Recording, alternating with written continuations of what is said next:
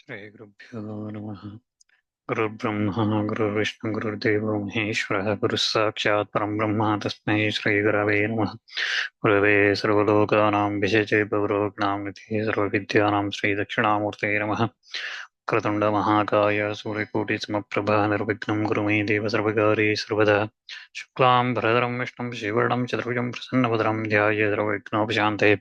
व्यासम् अष्टनप्तारं शक्तेः पौत्रमकल्मषं पराशरात्मनि वन्दे जगदातं तपोनिधिं। व्यासाय विष्णुरूपाय व्यासरूपाय विष्णवे नमो वै ब्रह्मणे वासिष्ठाय नमो नमः। नारायणं नमस्कृत्य नरं चैव नरोत्तमं देवीं सरस्वतीं व्यासं ततो जयमुदीरयेत्. So previously we were looking at Krishna asking Arjuna to worship Durga, and Arjuna worships Durga before they come to the battlefield, and Durga comes and she blesses Arjuna. So Sanjaya narrates this to Dhritarashtra, and then Sanjaya continues. He says that I have known all this through the grace of Vyasa, because through Vyasa's wisdom I've known all this, but your sons who are about to die, who are going to die because of ignorance, they do not see Arjuna and Krishna as Narayan Narayana. So they do not see that. That's why they, with all the kingdom and relatives and everybody, they are going to their destruction. Vyasa himself, Narada, Kanva, Parashurama, all these tried to stop your son, but he did not accept any of those. So where there is dharma, there is glory and beauty, and where there is modesty, there is prosperity and intelligence, and where there is dharma, there is Krishna, and where there is Krishna, there is victory. So the same dialogues you hear again and again. So where there is Krishna, there is victory, and you will come across this many times. So Sanjaya says that Durga's worship and the benefits and everything is known, and everyone tried to stop your son, but he did not listen to any of the advice that he received. So Dhritarashtra then asks, on that battlefield, when all the warriors from both sides were, who first advanced, who were spirited, who were very relevant, uh, trembling with fear, and who struck the first blow, and all those things he asks. Sanjay says that both the armies were very cheerful, with having flower garlands, perfumes, and everything fully decked up. It's as a celebration. They were ready, and the sound of musical instruments, everything that came through, it was very loud and it was dreadful. So both the armies come together, and they were filled with joy, and they were trying to overcome one another. So Sanjay narrates that then Dhritarashtra asks the question, assembled together in that sacred Kurukshetra from the desire of fighting each other, what did my sons and Pandavas do? Sanjaya narrated this. So from this point onwards, for the next 18 chapters, what the discussion that we look here in Bhishma Parva is known as Bhagavad Gita. Okay. And first chapter starts here, and the first sloka is what Dhritarashtra asking, what did my sons and Pandavas do? Narrate all those things. So as Dhritarashtra asks that, again, as previously said, we have Gita's discussion going separately in detail. So I'll quickly run through these chapters without going into much details. Obviously, if anyone interested, you can listen to the Gita Shastra detailed discussion using Sri Shankaracharya Bhashya that we are covering. So Dhritarashtra asks, what did my sons and Pandavas do? And Sanjaya narrates that seeing the army of the Pandavas arrayed together in that vyuha. Anyone remember which vyuha that Pandavas arrayed, prepared?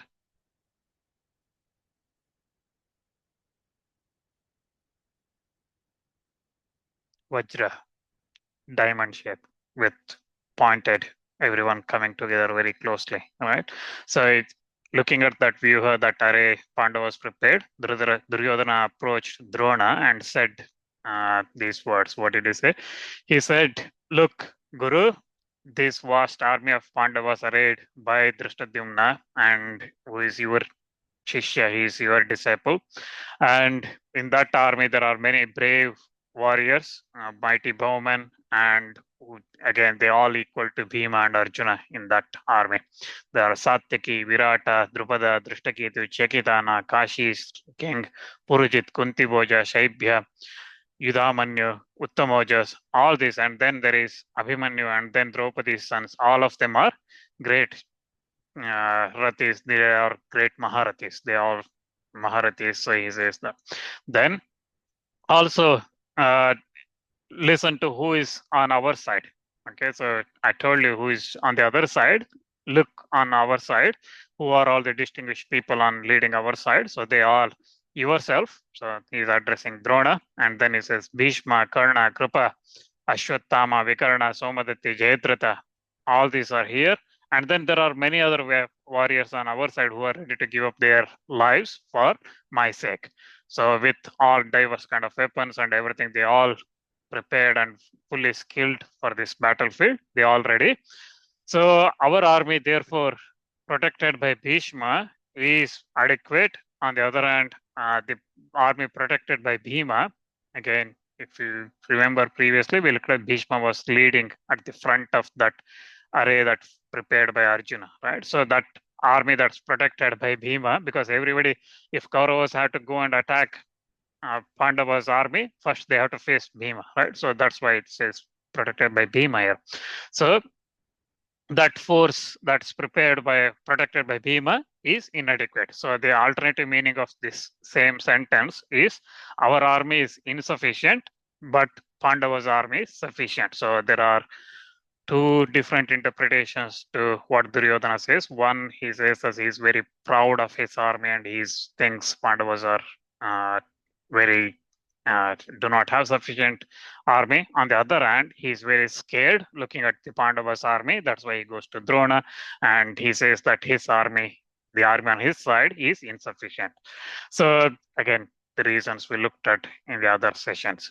So again, so he says that because of that, stationing all of you to make sure that you all protect Bhishma, because protecting Bhishma means his victory. So listening to this at that time, same time, Bhishma starts blowing his conch shell, and immediately after that, there is all the other, when hearing that Bhishma's conch shell, then all the other drums and all the other horns and everything, everyone started blowing and beating.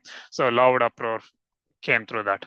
So then on the Pandava side, Krishna and Arjuna, both stationed in that great chariot with white horses, they blew their divine conch shells. Krishna blew his conch shell called Panchajanya, Arjuna, Devadatta, and then Bhima blew a conch shell called Poundra, Yudhishthira blew a conch shell called Anantavijaya, and then Nakula Sahadeva, respectively, they blew Subhoshamani Pushpaka. And then similarly, king of Kashi, Shikandi, Drishtadyumna, Virata, Satyaki, Drupada, Draupadi's sons, Abhimanyu, all these blew their respective conch shells, one after another, and that sound, loud sound, it made huge sound and through the skies, and earth started trembling, and Dhritarashtra's, all the Kaurava army, their heart started pumping because they got scared by those sounds. And then seeing Dhritarashtra's troop drawn up, Arjuna raising his bow, then looking at Krishna, he says that place this my chariot between the two armies so that I can observe who all here for the battle. So I want to look. So I will observe who all here for this battle because of this Duryodhana's evil mind who all came here for this battle. Sanjaya then continues his narration. He says that listening to Arjuna's words, Krishna takes that chariot, places in between both Kaurava and Pandava's army, and looking at that view of Bhishma, Drona, all the kings on the earth, Krishna says that, look, Bharata, all these assembled Kurus here, they are the sons of, and this side you can see Pandavas as well. All those things, your elders, grandsons, friends, father-in-laws, well-wishers on the both sides. Look at them. So all of them are here.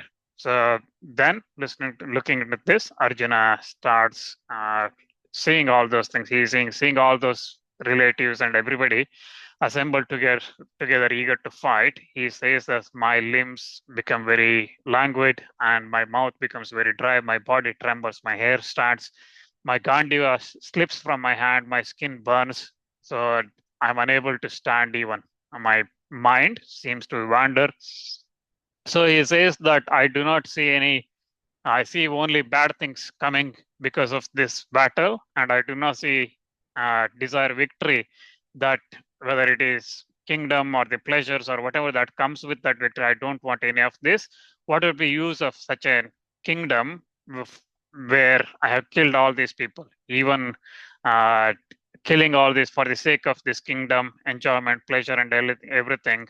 So all these people here, my gurus, uh, elders, my sons, grandparents, maternal uncles, father-in-laws, grandsons, brother-in-laws, and all the other relatives and kings and everybody there. So I don't want to kill any of them. So even for the sake of entire kingdom of the all three worlds, I don't want. So then what is point killing them for just for this earth? So what happiness that I can get from killing those people? Even if they regard me that I am their enemy, I will still, if I kill them, still sin will attach to me. That's why I'm not going to kill them. So they are our own relatives. How can I kill them? So even if these people are desiring the avarice and they are very greedy and things like that, still how can I go and exterminate our own race and obtain the sin because of that? So he says that once the race is destroyed, all the customs of that race are lost, and upon those customs being lost, sin overtakes. And once the sin overtakes in that race, so because of that sin, women of that race becomes corrupt, and when women becomes corrupt, the intermingling of varnas happens. So, for example, Brahmana women getting married to Shudra or things like that. So all this intermingling starts happening. When intermingling happens, then hell, it leads to hell because it will destroy all the customs and duties and everything, and that race is destroyed, and the ancestors, the pitrus who were supposed to receive the shraddhas, pindas, tarpanas, and all those things will stop, right? So we see these things even these days. It's very clearly happens everywhere, right? So because of those things, shraddhas and the karmas that must happen, all those things will stop. So, and Arjuna says that because of that, the intermixture of these varnas, the rules of the varnas, eternal rights, the families, eternal rights of the families, and all those things becomes extinct. And all this is going to happen because of us getting involved in this battle. So we have resolved here, come here to take part in a great sin. So just because of kingdom, we are trying to do that. So how can I kill those people? I can't do this. So having said that, Arjuna, with his mind troubled by grief, he keeps his bow aside, Gandiva to the sides, arrows and everything, and then he takes seat on that chariot.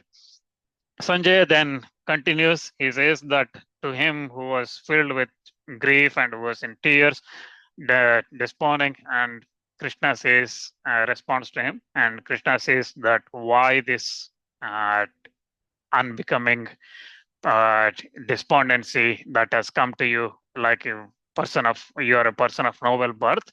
Why you are shutting out the heaven, that is, and also the actions, whatever you're doing, is going to bring infamy.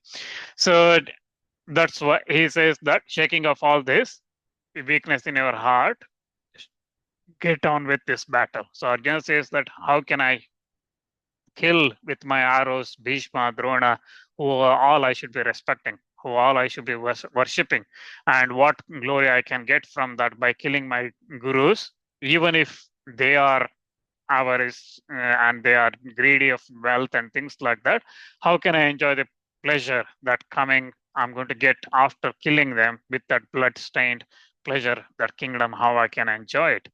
So he also says that we know that uh, which of these two is greater, two is of the greater moment. One is whether we should conquer them, or so they conquer us. I don't know which one is great. If they defeat us and kill us, that may be even better than us going and killing them. Because if I kill them, then I am going to be attached with the sin of killing my elders and children and Drona, Guru, and everybody, right? So Brahmanas and things like that. So that's why I do not see what would dispel my grief. So my senses are completely covered. So I don't know what is good. So he is saying that he again says, I will not fight, and then he becomes very silent. So Krishna again says that you mourn for the people who should not be mourned because you speak like a wise person, but however, you do not know what is good and bad. So those people, it is not that I or you or those people were never here or never will not be here after that. So the Atma, uh, just like that staying in the body, just like the body goes through changes from childhood, youth, and old age, and things like that, the Atma goes through from one body to another body. So after this body's end, it moves on to another one. So that's why the wise man, the one who's learned, never gets deluded in this birth, death, and all these kind of things. He never get deluded by this. So that's why contact with the senses. So is what that produces all these differentiations. One sees heat, cold, pleasure, pain, all these things, and these things are not permanent. So that's why the man who who looks for this, who man of a learned man, which will control his senses. So again, there is no existence of anything that is distinct from this Atma. So Atma is the only one, and there is nothing that is not that does not exist, which is anything again possessing of the virtuous soul. So anything that does not have this up. So the conclusion is in respect of both these arrived by knowing the truth of what is the truth, that is the Atma. So Atma is the one that is this Atma is the one that is immortal. It is pervaded everywhere, all the entire universe, and no one can destroy this, which is imperishable. And he also says that those bodies of this Atma, this Atma which is eternal, indestructible, and infinite, the bodies have an end, but not the Atma. So that's why you should fight.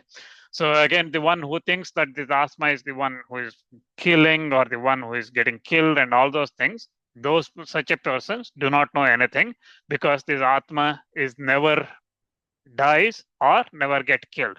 So it is never born, that's why it's never dies, and it always existed, and there is no time that it never did not exist. It is unborn, it's never get takes any birth, it's unchanging, it is eternal, it is ancient, it is not killed by when the body perishes, it's not going to get killed because it is indestructible, it's unchangeable, and without any decay. So the man, just like one changing the cloth, worn out cloth, this Atma leaves one body and takes another new. So that's why it is incapable of being cut, burnt, drenched, or done anything, because it is unchanging, it is all pervading, it is stable, firm, and eternal. So Krishna again continues. He says that this Atma is imperceivable, and inconceivable, and unchangeable, and even the learned struggle to understand this. And because the of the one that is born, he also says that for anyone who is born in this body, the death is certain, and for the death, the Atma takes another birth is certain. So that's why all the beings before their birth, they were unmanifested, they did not exist, and during the interval between birth and death, they exist, and then again they become unmanifest, they disappear again. But the Atma is the one that's ever present, it is always there, it is indestructible, and it exists in everyone's body. Therefore, you should not grieve for death of a body. So the death comes only to the body, not to the Atma. So that's why you should look at what is your duty, and you should not move away from what is the duty of a Kshatriya. Having arrived to this battlefield, you should not run away from that. All the people, if you leave this battlefield without fighting, abstaining from this battle, then all the people will think that you ran away from fear. Even those like you respect those Drona, Bhishma, they also think that you are afraid of this army, and they will feel disappointed that you did not take part in this battle. And Krishna also says that whatever I told you up to now is from the standpoint of Atma Jnana, Atma self realization. But now listen from the standpoint of Karma Yoga. So that is the wisdom I'm going to tell you is how to get rid of the bondage of any action that one does. So he says that there is a single pointed focused buddhi conviction, and that conviction is the one that takes us. But there are many who talk about this conviction, this buddhi, and this looking at the Vedas and things like that. They say that there are many different rituals or actions and karmas one could do to attain the heaven, and they think heaven is the ultimate goal, but that's not true.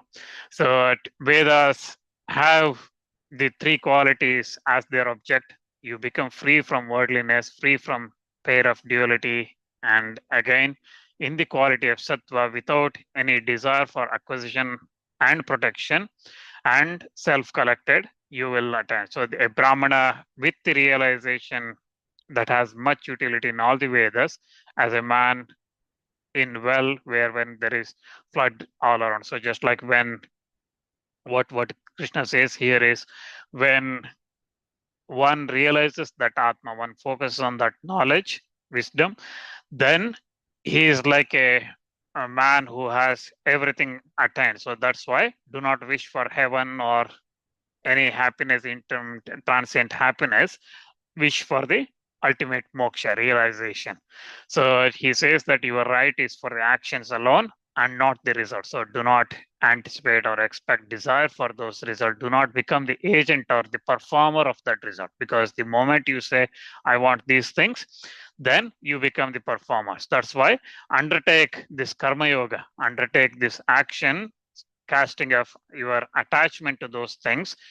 You are focusing without desiring success or failure, without getting disturbed by the success or failure. Just focus on that with equanimity, focus on that, the action alone, doing your action alone, and that's called karma. And that's take that way, and that's the karma yoga. And because of this, those who are devoted to this jnana, this buddhi, this wisdom, they become the men of enlightenment. They become the men of knowledge by giving up their fruits produced from the action. So by giving up the fruits of the action, they become that results in the knowledge, which results in the that moksha or the realization of the Atma. And again, that state is beyond all the evils. Again, it's freed from all the bondage of birth. So bondage of birth means there is no birth after this for this Atma, because it has realized that ultimate state. So he says, Krishna continues and he says, when your mind will go beyond this delusion, then you will acquire the dispassion, what has heard and what has been said. So Arjuna then asks, what is the description of a man who is of steady wisdom and who is self-absorbed? What does that man speak? How does he sit? What does he move like? And all those things. How does he look? And those things. And Bhagavan and Krishna, he says that when one fully renounces all the desires that have entered in the mind and remains satisfied in the Atma alone, uh, by the Atma, then that man is called man of steady wisdom. And such a muni is called a man of steady wisdom when his mind is unperturbed by the sorrow. He is free from all the longing of delights and attachments, fear, anger, and everything. The wisdom of that such a person remains established, who has not any attachment for anything anywhere, and who neither welcomes or rejects any good or bad things as it comes across. And also, such a person, when that one is fully withdraws from all the senses, from the objects of the senses, that person, his wisdom remains established, fully established, because he's not distracted by anything else.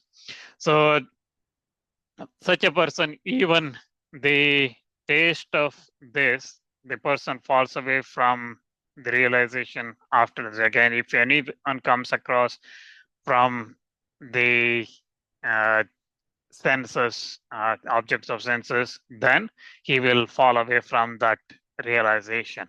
So that's why controlling all those senses, one should remain concentrated in that supreme being, in that Paramatma. And that's why whose the sense organs under control becomes the uh, completely adhere to this Atma Jnana. And in case of the persons who dwells on the objects, so objects of desire, so there arises the attachment, and from those attachment grows even more desire and hankering to those things, and from those hankering springs and comes anger, and from the anger follows delusion, and from delusion falls failure of memory, and from failure of memory loss of understanding, and from loss of understanding a person perishes. So that means his life becomes worthless. So, but one who realizes, controls his sense of organs and the objects of desire, he controls all these things, attractions and repulsions, he brings under his control. That self-controlled man attains serenity. And once that pure clarity, or once that mind becomes very clear, then it follows, it removes all the sorrows, and because of that wisdom, the mind soon becomes firmly established in that uh, Atma Jnana, in that Paramatma. And but for the unsteady who cannot control their mind, there is no wisdom and there is no meditation for the unsteady person. So that's why he says that for an unmeditative man, there is no peace. So because mind which follows like wandering from one object to another, it goes like that, and such a mind, unless it's controlled, uh, it keeps moving, it keeps going from one object to another object, one desire to another desire, and that's when this attachment and hankering, and then that resulting in anger, delusion, all these things comes, and that results in the destruction of that individual. So, but on the other hand, a self-restrained man keeps uh, thinking about that Atma in that steadfast. He was always in that adherence to that uh, control, self-control, and such a man attains peace, who after rejecting all the desires, moves about freely from hankering, without the idea of me or I or mine, and devoid of any pride. Even though he is involved in any actions, he does not think that I am doing and I'm doing it for me, or those kind of things he does not have. And that state of being established, that is the state of being established in Brahman himself. So that such an individual is considered as self-realized. He is considered as the one who has attained moksha. And again, one does not become deluded after attaining such a state, and one attains identification with Brahman only, Paramatma only.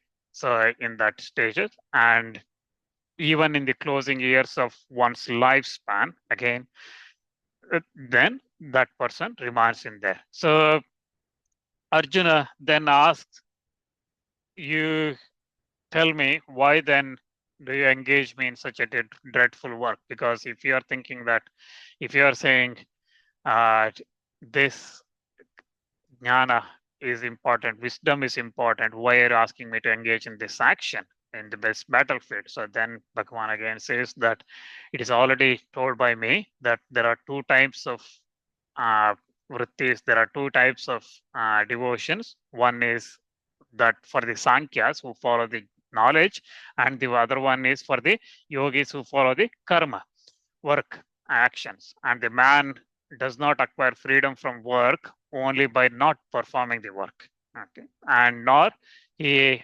acquires moksha from only renunciation of the work. So one can only renounce the work only after attaining that knowledge. So till that time, one has to continue in the action and continue with his work, karma.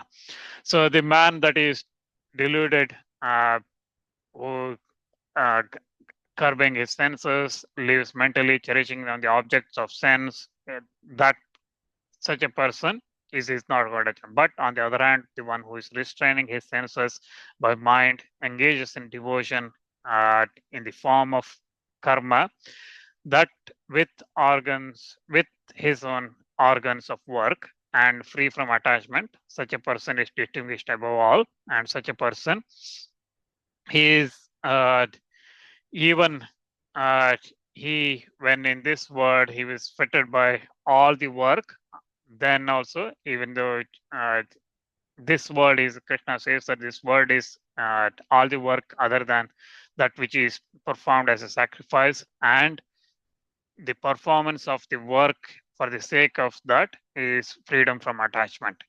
He says that in the olden days, Brahma creating, when creating the men, he created sacrifice as well, because by means of that sacrifice, yajna. So yajna is again uh, another meaning is yajna is Vishnu. Okay, so he, that means Paramatma. So ultimately, it leads to that. So here Krishna says that Brahma created sacrifice along with men, and he said that that sacrifice be one that gives everything. So some people use that uh, sacrifice, perform that sacrifice, and they enjoy the pleasures coming out of that. They perform that with the desire and they enjoy that. They are definitely, Krishna says that those who do not give away to anything, they are thieves. And the, on the other hand, the good who eat of what is left after the sacrifices are freed from all the sins, and they they work the actions coming from the Vedas, and Vedas uh, have Paramatma in him, who does not have any decay, and that's why this all Paramatma is installed in the sacrifice, and the one who conforms to this cycle of revolving of birth and death, but one realizes that this is Paramatma, and that reaches that realization. So one who does not reach that, such a person will remain in this cycle of birth and death. So Krishna continues and he says that the man, however, that is attached to Atma only, but that is contented to that Atma, and he that is pleased by that, and he has nothing to do. He has no action to do, because action is for those, work is for only those who are not attained jnana, who are not attained that wisdom, who are not attained that uh, realization. And for such a person, the person who performs the actions or karmas without any attachment attains that supreme being, and he realizes that the work done by Janaka and others, just purely of because of that only, they attained their objects. They attained that supreme being, and again by having regard to observance of the men of duties, it, that's why Krishna says that you also should do this, because many people look up to you. So if you leave this battlefield like this, people will also think that it is not duty, performing the duty is not important. So they also think like that. That's why you should perform this as a duty. Your duty you should perform. And he says again, Krishna says that there is nothing whatever for me to do in this world. Still I do all this, I engage in all these actions, and but I'm not attached to anything that happens here. So the worlds will perish if I do not perform my actions, my karma. If I don't perform, the world will and perish, and it will result in intermixture of varnas and ruin of all these people.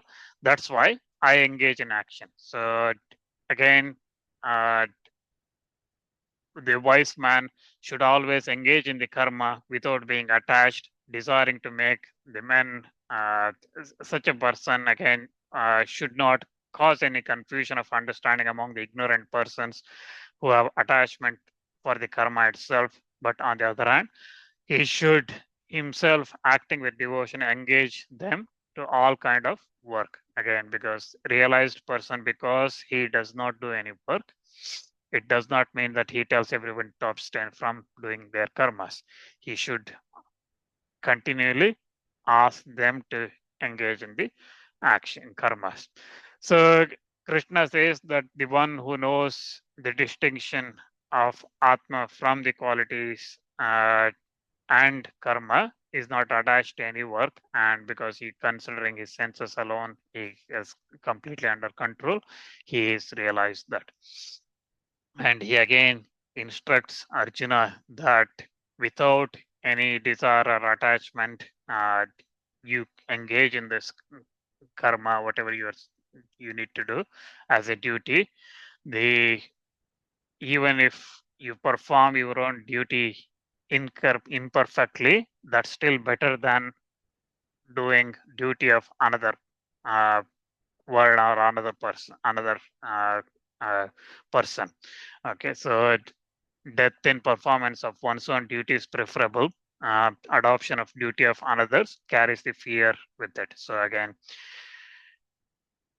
that's why it is important. Whatever the duty is prescribed to one, as by their varna and ashrama, it is important to perform those things and not engage in the other varnas or ashramas.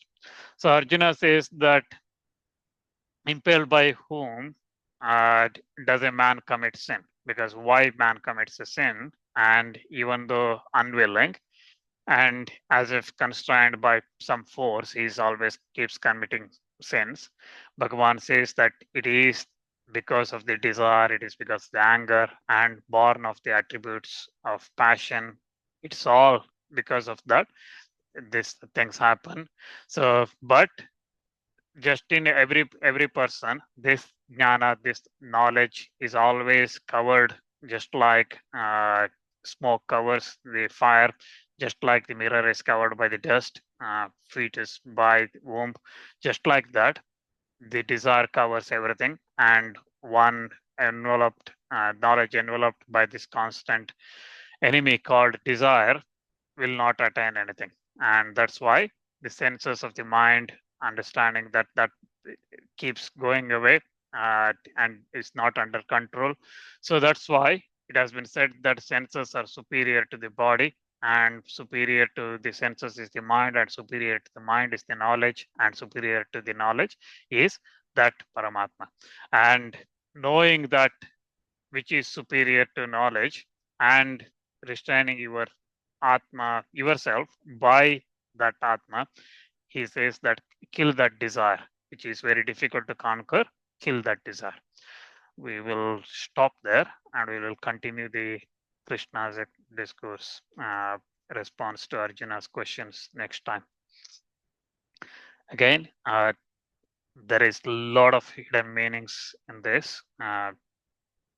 We will cover that in the other sessions, not in this. For example, we looked at today, it says that the one of knowledge, he wakes up at night and the other person sleeps when others are sleeping. So it doesn't mean that he's a thief and walking around. Okay, so there are very complex shlokas here. And some of these things again have come previously as well. Okay, so in Vana Parva, in Udyoga Parva, Sanasujata Parva, and all those things, we have looked at some of these explanation what Krishna is giving. But here in Bhagavad Gita, it is very condensed. That's why it's very difficult to understand. But we will see this in the Gita Shastra.